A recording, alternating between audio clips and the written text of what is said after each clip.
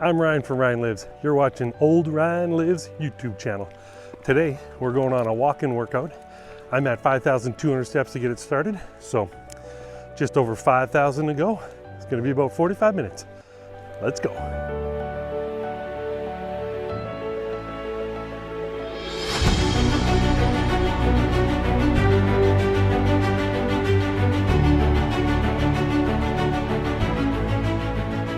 Today, we are going to talk about tracking your food. And why are we going to talk about that? Because it's harder than I thought it would be. If you look at many aspects of your life, you probably have a way to know whether you're doing well or not doing well, if you're getting ahead or falling behind. I mean, there are very few aspects of a person's life where they don't have a measuring stick of some sort, or an easy calculation of, oh, I made $1,000 but I spent $1,200. Oops, I spent too much. You know, very easy to figure out. But the weird part about calories and health and fitness is most of us don't have a true understanding of all the math that's needed to do it right.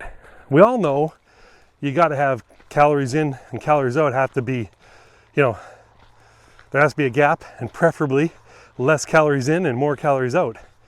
But how do you know if you don't know what calories are in everything you eat? Well, that's what we'll talk about.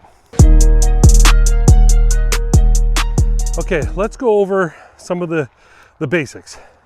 You have to know how many calories you're supposed to be burning to lose weight.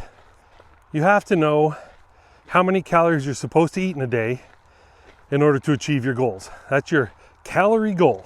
We all should know that. You have to know how many calories you burn just being alive, your basal metabolic rate. You got to know what that is. And of course, you have to know how many calories you're putting into the old temple every single day. Now, with those three math calculations, or those three numbers, you can do a math calculation and actually figure out if you're going to gain weight or lose weight. For example, if you burn 1,800 calories in your basal metabolic rate being awake every day, and you are supposed to eat 2,400 calories to hit your target goal, and you exercise and burn 1,000 calories, you have burnt 2,800 and you've eaten 2,400. You are going to eventually lose weight.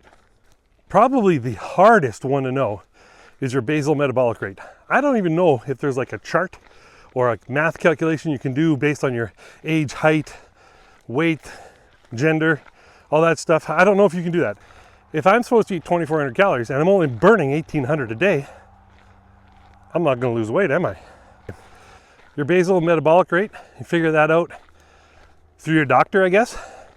Your calorie goal, target weight times, well, if the lowest would be 11, so target weight times 11. So you have two of the three numbers you now need to figure out if you're going to lose weight. The third number is calories in. And the only way to get that number is to track what you eat.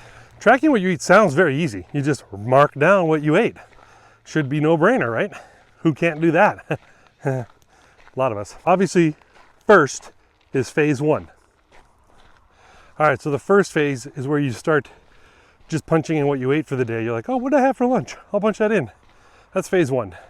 That's a great start. That's where everybody starts. But it's too late. You've already eaten it. So that's not really the goal. Phase two is where you say, at breakfast, you go, oh, what should I have?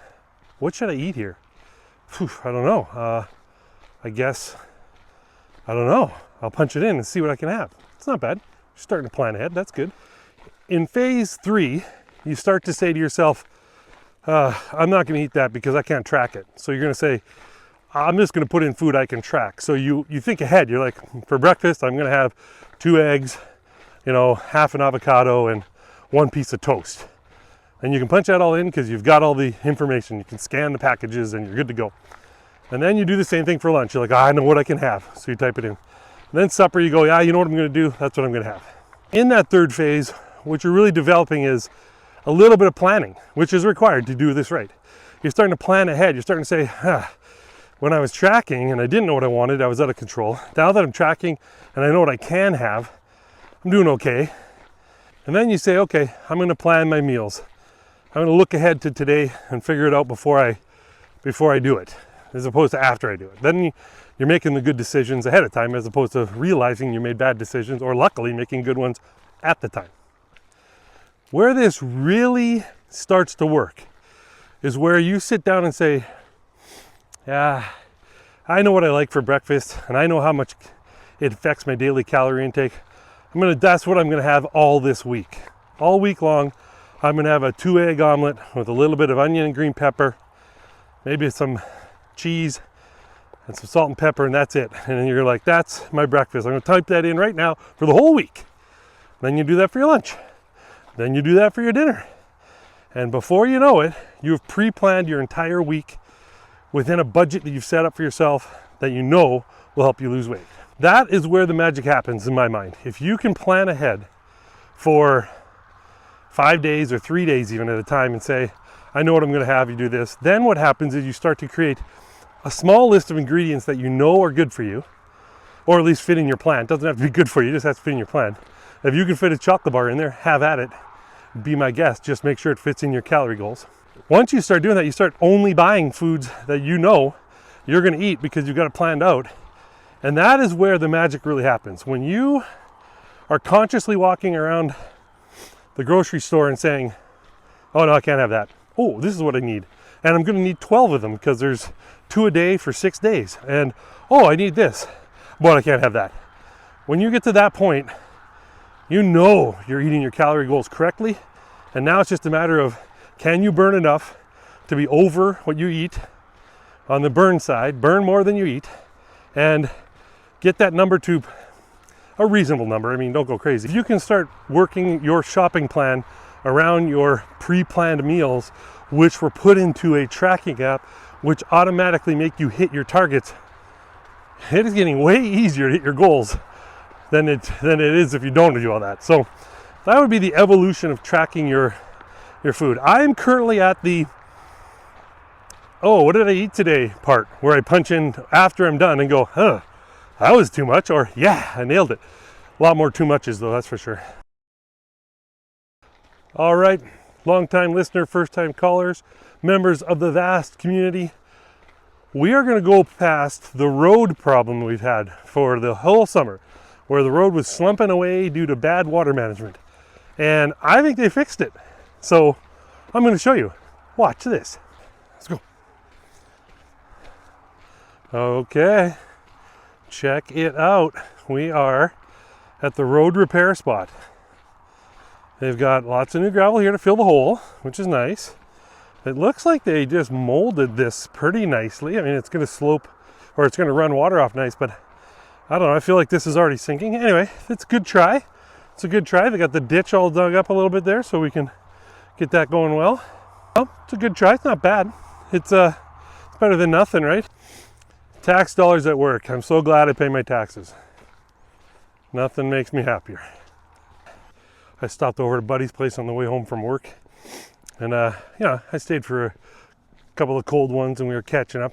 But my wife called me. She said, if you're not home in 10 minutes, I'm going to give your dinner to the dog. I'll tell you, I was home in 5 minutes. I did not want anything to happen to the dog. Do I have a tip for you on how to do this, but to make it easier? No, there's nothing to make it easier. You know what my tip is? And it's the same for most things in life. Just do it. Get started. Do it wrong at first. Who cares? Start tracking. Even if you do it wrong, learn to do it right and get better. Become a champ. Let's go. Over 10,000 steps. I crushed it. I'm a champ, not a chump. Let's go. I don't know what else I can say about how great I am, but the list is long. Time is short. I'm going to keep it simple. I rock. You rock. Do what you're supposed to do. Achieve your goals. Let's go. I'm Ryan from Ryan Lives. I appreciate you guys being on this journey with me. I actually love doing this. Feels so good. So rewarding. I don't know if anybody really watches it. I mean, I see the stats, but you know, I love it. So I hope you guys enjoy the journey. Follow along, don't follow along, whatever you do, press every single button you see down there just so that other people can find me one day and they can say, that dude's a legend. Can't believe I didn't watch him. Too bad his channel died. Anyway, we'll talk to you guys later. See you on the next one.